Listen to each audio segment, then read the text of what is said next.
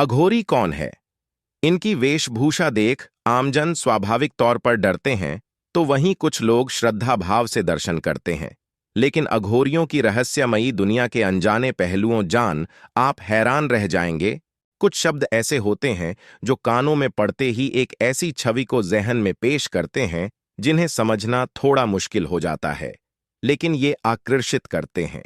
अघोर या अघोरी शब्द के साथ भी ऐसा ही है। अघोरी शब्द का संस्कृत में अर्थ उजाले की ओर बताया गया है। मूलत अघोरी शमशान जैसी जगहों पर सहजता से रहते हैं और तंत्र क्रियाएं सीखते हैं। सामान्यतः समाज जिन चीजों से घृणा करता है, अघोरी उसे अपनाते हैं। श्वेताश्वतरोपनिषद में भगवान शिव को अघोरनाथ कहा गया है। अघोरी बाबा भी शिवजी के इस रूप की उपासना करते हैं। बाबा भैरवनाथ भी अघोरियों के आराध्य हैं। जानते हैं अघोरियों की रहस्यमयी दुनिया से जुड़े अनजाने पहलू के बारे में। कौन है अघोरी? ये क्या खाते हैं? इनका जीवन कैसा है? और वो बातों जो अघोरियों को अन्य साधकों से अलग बनाती है। भगवान शिव को अघोर पंथ का प्रणेता माना गया है। शिवजी के अवतार अवधूत भगवान दत्तात्रेय को भी अघोर शास्त्र का गुरु माना गया है। अघोर संप्रदाय शिवजी के अनुयायी होते हैं। इनके अनुसार शिवजी स्वयं में संपूर्ण हैं और समस्त रूपों में विद्यमान हैं।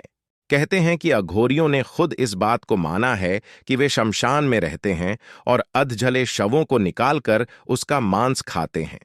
हालांकि ये बात आम जनमानस को विभत्स लग सकती है, लेकिन इसके पीछे माना जाता है कि ऐसा करना अघोरियों की तंत्र क्रिया की शक्ति को प्रबल बनाता है। शिव के 5 रूपों में एक अघोर भी है। अघोरी भी शिव जी के उपासक होते हैं और शिव साधना में लीन होते हैं। इसके साथ ही ये शव के पास बैठकर भी साधना करते हैं, क्योंकि ये शव को शिव प्राप्ति का मार्ग कहते हैं। ये अपनी साधना में शव के मांस और मदिरा का भोग लगाते हैं। एक पैर पर खड़े होकर शिव जी की साधना करते हैं और शमशान में बैठकर हवन करते हैं।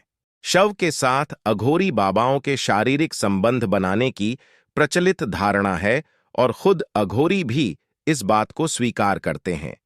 इसे वह शिव और शक्ति की उपासना का तरीका मानते हैं।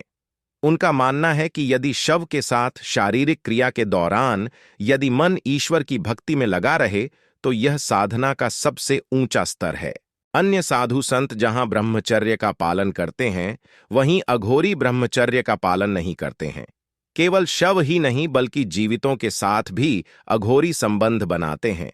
ये शरीर पर राख लपेटकर और ढोल नगाड़ों के बीच शारीरिक संबंध बनाते हैं। इतना ही नहीं, जब महिला का मासिक चल रहा होता है, तब ये खास तौर से शारीरिक संबंध बनाते हैं। यह क्रिया भी साधना का ही अंग मानी जाती है। माना जाता है इससे अघोरियों की शक्ति बढ़ती है। अघोरी अपने पास हमेशा नरमुंड यानी इंसानी खोपड़ी को रखते हैं। इसे कापालिका कहा जाता है। शिव के अनुयायी होने के कारण अघोरी नरमुंड रखते हैं और इसका प्रयोग वे अपने भोजन पात्र के रूप में करते हैं। इसके पीछे यह मान्यता है कि एक बार शिवजी ने ब्रह्मा जी का सिर काट दिया था और उनके सिर को लेकर पूरे ब्रह्मांड के चक्कर लगाए थे।